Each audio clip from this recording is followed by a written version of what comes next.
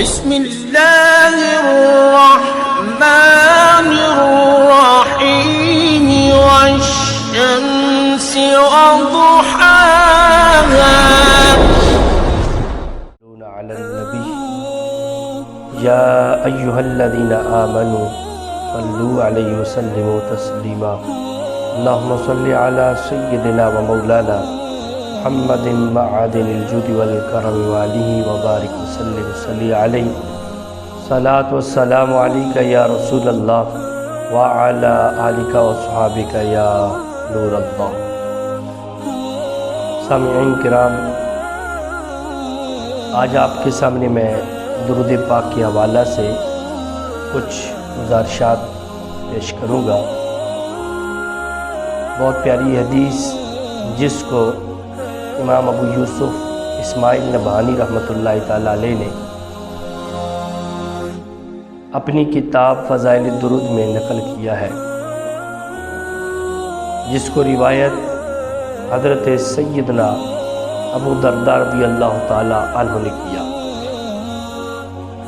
آپ نے ارشاد فرمایا، حضور نبی رحمت، شفیع امت، شہنشاہ نبوت، مخزن جود و سخاوت، پیکر عظمت و شرافت صلی اللہ تعالیٰ علیہ وسلم نے ارشاد فرمایا، اکثروا صلاۃ علی یوم الجمعۃ فإنه یوم مشہود تشہدہ الملائکہ حیث من عبد یصلی علی بلغنی صوتہ حیث کان قلنا وبعد وفاتی قال وبعد وفاتی ان اللہ حرم علی الارض ان تأکل اجساد الانبیاء. حضرت سیدنا ابو درداء رضی اللہ تعالی عنہ روایت کرتے ہیں کہ حضور علیہ السلام نے ارشاد فرمایا کہ جمعۃ المبارک کو مجھ پر کثرت سے درود پاک پڑھو. یہ یوم مشہود ہے کہ فرشتے اس دن میری بارگاہ میں حاضر ہوتے ہیں، اور فرمایا کہ کوئی میرا امتی جہاں کہیں بھی ہو اور وہ مجھ پر درود پاک پڑھے تو اس کی آواز مجھ تک پہنچ جاتی ہے. اب حضرت سیدنا ابو درداء رضی اللہ تعالیٰ عنہ ارشاد فرماتے ہیں کہ ہم صحابہ کرام علیہ رضوان نے عرض کی، قلنا وبعد وفاتی، یا رسول اللہ صلی اللہ تعالیٰ علیہ وسلم، کیا آپ کا یہ بتایا ہوا عمل آپ کی ظاہری حیات کے بعد بھی ہم نے یاد رکھنا ہے؟ تو قال، حضور نبی رحمت صلی اللہ تعالیٰ علیہ وسلم نے فرمایا، وبعد وفاتی، اے میرے صحابہ، میری وفات کے بعد بھی تم نے یہ عمل جاری رکھنا ہے. آگے حضور علیہ السلام نے دلیل دی،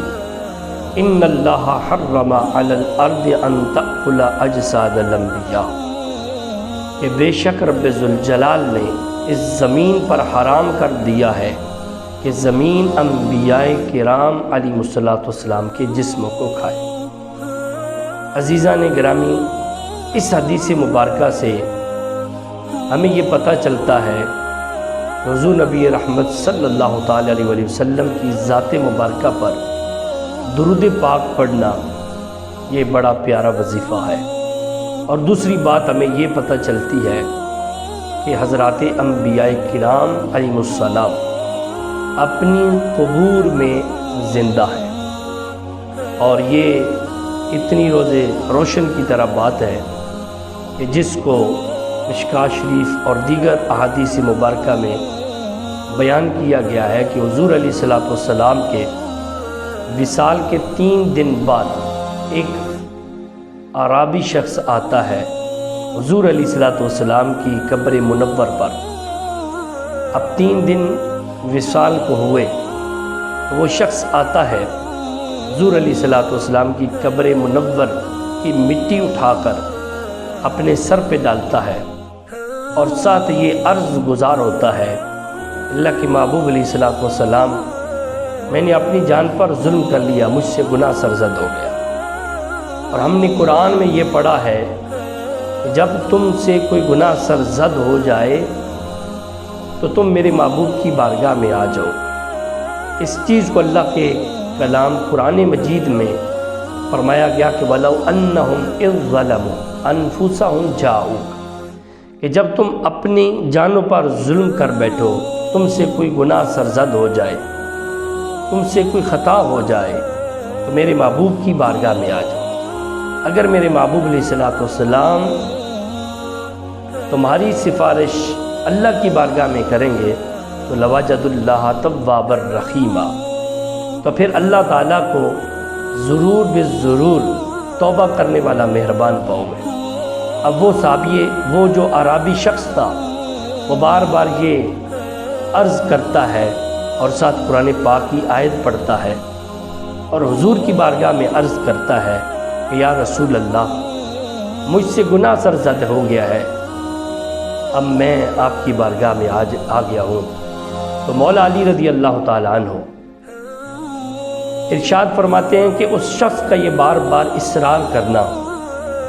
پھر قبر منور سے آواز آتی ہے کہ جا تیری بخشش ہو گئی ہے۔ تو یہ حضور علیہ السلام کی بارگاہ میں اپنے گناہ کی عرضی پیش کرنا اور حضور علیہ السلام کی بارگاہ میں جا کر شفاعت طلب کرنا، یہ اس چیز کی دلیل ہے کہ جس شخص سے شفاعت طلب کی جا رہی ہے، جن محبوب علیہ السلام سے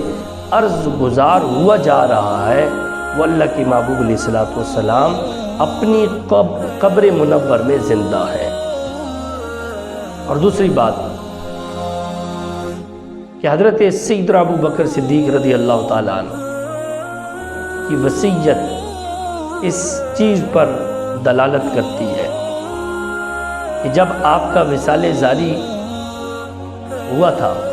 اس سے پہلے آپ نے یہ وصیت کی، فرمایا کہ جب میرا اس دنیا سے انتقال ہو جائے تو میری میت کو حضور علیہ السلام کے قدموں میں لے جانا اور پھر عرض کرنا یا رسول اللہ غلام حاضر ہے، اگر وہاں پر اجازت مل جائے حضور کی بارگاہ سے تو پھر مجھے حضور کے پہلو میں دفن کر دینا، نہیں تو مجھے جنت البقیع میں دفن کر دینا۔ اب یہی معاملہ ہوا ہے، جب آپ کی وصیت کو پورا کرنے کے لیے صحابہ کرام علیہ رضوان نے آپ کی وصیت کو پورا کرنے کے لیے آپ کی میت کو حضور علیہ السلام کے قدموں میں جا کر رکھا اور وہی الفاظ دہرائے اللہ کے محبوب غلام حاضر ہے، تو روایات میں ملتا ہے کہ گنبد خضرا کے دروازے کھل جاتے ہیں اور اندر سے آواز آتی ہے ادخل الحبیب الی الحبیب، کہ دوست کو دوست کے ساتھ ملا دو۔ اس چیز سے پتہ چلتا ہے کہ حضرت سیدنا ابو بکر صدیق رضی اللہ تعالیٰ عنہ جو اتنی شان و عظمت کے مالک ہیں کہ جن کے بارے میں اللہ کے محبوب علیہ السلام نے فرمایا حب ابی بکر و شکرہ واجب علی کل امتی، کہ میری امت پر میرے ابو بکر کا شکر ادا کرنا اور ان سے محبت کرنا میری پوری امت پر واجب ہے۔ اتنی بڑی شان کے مالک حضرت سیدنا ابو بکر صدیق رضی اللہ تعالیٰ عنہ کہ سب انبیاء کے بعد اس امت میں جو سب سے بڑے مقام والا شخص ہے ان کا نام حضرت ابو بکر صدیق رضی اللہ تعالیٰ عنہ ہے۔ تو ان کی وصیت کرنا اور صحابہ کرام علیہ رضوان کا اس وصیت کو پورا کرنا، یہ امت مسلمہ کو یہ پیغام ہے کہ لوگوں، اللہ کے محبوب علیہ السلام کل بھی قبر منور میں زندہ تھے، آج بھی قبر منور میں زندہ ہیں۔ اس لیے اعلیٰ حضرت نے فرمایا تھا کہ تو زندہ ہے واللہ، تو زندہ ہے واللہ، میری چشم عالم سے چھپ جانے والی۔ اور حضور علیہ السلام نے خود اس چیز کو بیان کیا ہے کہ جب معراج شریف پر اللہ کی بارگاہ میں حضور علیہ السلام کی حاضری اور جنت جہنم اور ساری سیر اللہ کے محبوب علیہ السلام کو کرائی گئی، تو حضور علیہ السلام نے یہ دیکھا ہے، بیان کیا ہے کہ جب میں حضرت موسیٰ علیہ السلام کی قبر سے گزرا تو میں نے دیکھا کہ حضرت موسیٰ علیہ السلام کھڑے ہو کر اپنی قبر میں نماز پڑھ رہے تھے۔ جب حضرت موسیٰ علیہ السلام اپنی قبر میں زندہ ہیں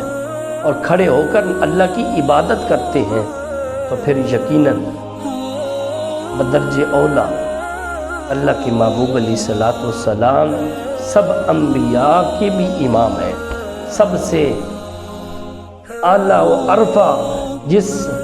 ذات کا نام ہے وہ جناب محمد رسول اللہ صلی اللہ تعالیٰ علیہ وسلم کی ذات مبارکہ ہے۔ اعلیٰ حضرت نے اس چیز کو بھی بیان کیا ہے کہ